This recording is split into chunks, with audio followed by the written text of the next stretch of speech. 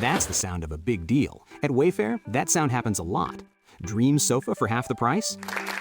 Big deal. New dining table you've been eyeing for months? Big deal. Finally picking up those last few pieces and finishing that bedroom? Now that's a really big deal. Whatever your home needs, Wayfair has the selection, the savings, and over millions of 5-star reviews to back it up. Shop Wayfair.com today before someone else snags your big deal. Wayfair, every style, every home. Are there guidelines to follow when wanting to serve as a real leader of a team? Stay tuned and find out.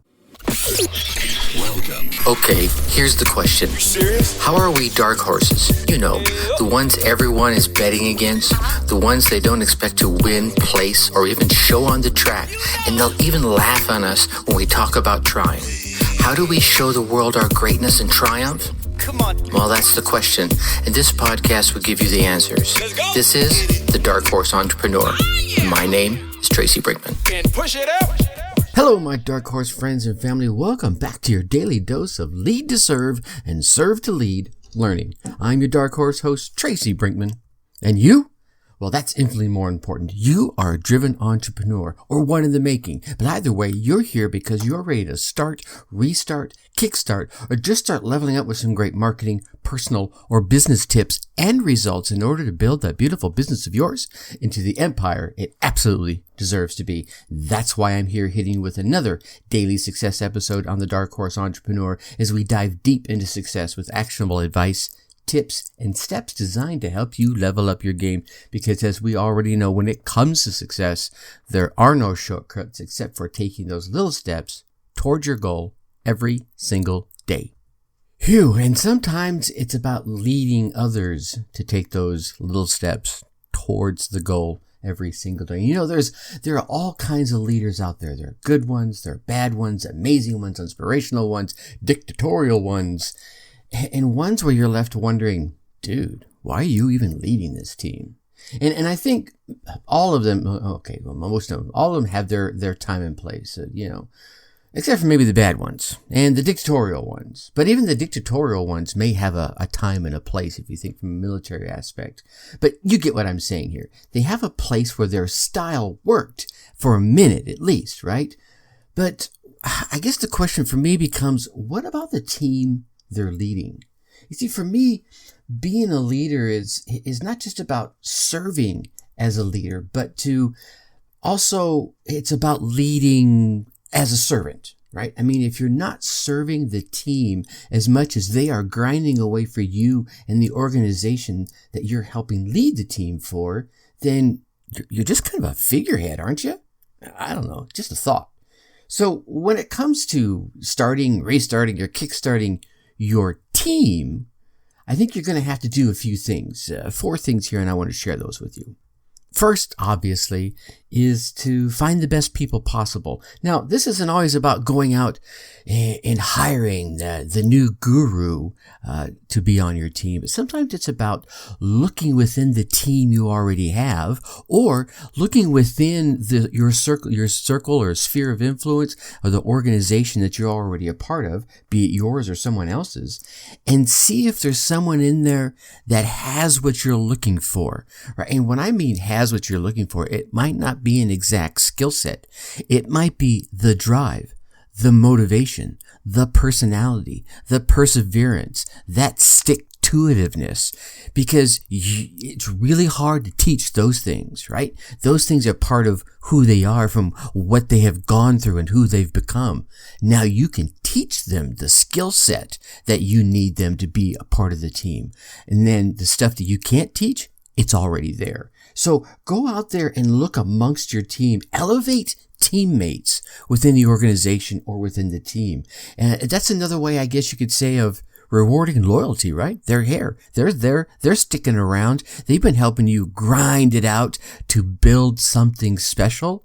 Well, show them a little loyalty and reward the same way they're showing you. Show them you appreciate that, right? I think the next thing is to be able to put them in a good place. And what am I talking about here? And maybe might be better summed up in one word: some harmony, right? Because you can find all these great individuals that have the skills, or at least the culture set internally, right? That drive, that motivation, that ability to work together, the team versus the I. You can find all those people, but sometimes, it's an oil and water mixture. So you've got to balance things out. You've got to find who would work well together on top of that, and make sure that you're letting their individual contributions shine brightly, but that they're also aligned and they're working together like a well-honed and well-oiled machine. I mean, after all, if you're the mechanic of the machine, right? It is your job to ensure that that team and the structures and the people in there can function at a high level, right? And produce a quality product very effectively. And that's you serving that team. Maybe there are minor tweaks you need to help individuals make in order to work together. It's an understanding of people as well as process. Now, all right, so now you've found these good people, and they're getting the skill sets together, and they're working together like a well-oiled machine. Now is the tough part. Get out of the way.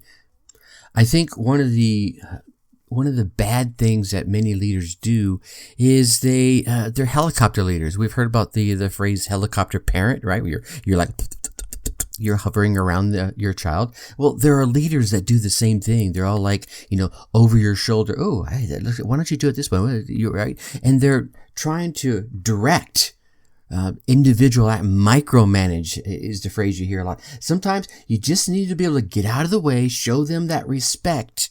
And here's another cool thing about that. When you show your team that respect, you're leading by example. Now the team should be following that culture set that you just set, that goal, right? That they'll mimic you, and they'll start showing that same level of respect with their teammates, right? With their fellow workers, whether it be on the same team or other members of the organization.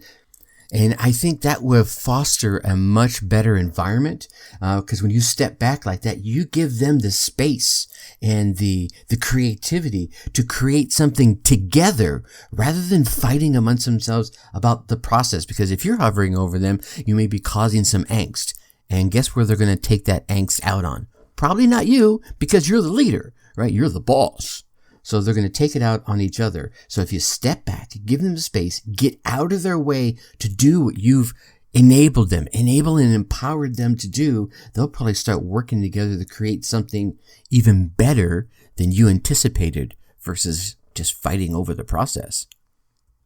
Now, stepping away and not micromanaging doesn't mean you're not keeping an eye on things, right? You'll set up, you've heard me talk about KPIs and KBIs, key business indicators and key performance indicators. Obviously you'll set milestones for whatever project everyone is working upon. But in doing all that, you're teaching your team and the individuals on the team to carry their own loads. You're teaching them to lead themselves and hold themselves accountable for all the tasks and all the contributions that are under their realm of responsibility. And you as the leader are looking at the 10,000 foot level, right? So you're saying, all right, well, Jane's over here working on this and it's going to be due then, and John's working on this, and Bob, right? And now I've got to be able to pull all this together. And if one is slowing down, you've got to figure out how to speed it up, or how to make sure that Jane and John and Bob aren't sitting there stagnant while they're waiting for, Rochelle to finish her piece of the project or whatever it is. Because something's going to happen, right? Something's going to break. Something's going to, oh my gosh, we didn't even think this was going to happen. So some new stall may be happening at one person's desk. Now the other three, they're moving along and they're going to hit their goal. They're like, they're awesome. They're fired up, right? So now what are they going to do while they're waiting for that one piece of the process to catch up, right? So that is your role as the leaders, to help guide that, help them all carry their own loads, and then pitch in together when the load is a little overburdensome on one side or the other. The idea is you're you're fostering that individuality, right? I want you to shine and you to shine and you to shine. And when you three shine as individuals, man, we as a team, we are killing it over here, so that you're working separately, and maybe even doing a little bit of struggle separately, but as a whole, as a unit, when you all pull together, you're working towards that goal and you're rocking it, right? You will succeed as a whole. And, and let everyone be them. And I say that, it comes back to the first thought, about finding the best people and the right people, for starting with that culture fit and then teaching the skills or enhancing the skills. Maybe they have the culture and a little bit of skill, and another person, doesn't have the culture and has a lot of skills. I'll bring the culture person that's going to fit with me and resonate with me, and then help them level up their skills. Because I think at the end of the day, you need to find a way where you can be the real you within your job. And as a leader, you want to empower that same belief into those that you're leading, those that you're working with, etc. So, if you can find a way to be your real you within a job, and yeah, I know I talk about that all the time, right? Being authentic. But look, if you can crack the code of being all about being true to yourself within the area that you've chosen to chase your dreams and to earn money, well, the rest, I think the rest will be a whole hell of a lot easier. All right? All right, my Dark Horse friends and family, tomorrow we're going to chat about some rock solid rules of marketing. Now, I know you want to keep getting all these daily tips, so go on down there, hit that subscribe button. While you're there, drop us a 5-star review and leave us some kind words in the comments, some words of kindness, some words of constructive criticism. Always looking to grow myself.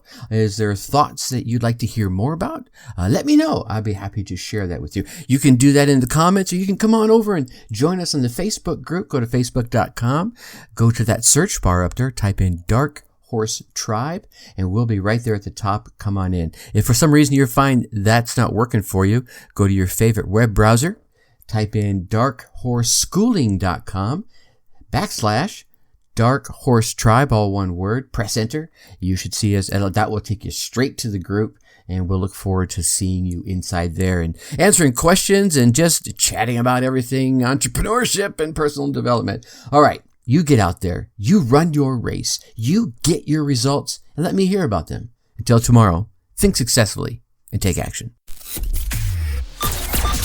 Thank you for listening to the Dark Horse Entrepreneur Podcast. And you know this! Thanks for tuning in. Check us out at www.darkhorseschooling.com. All right. My name is Tracy Brinkman.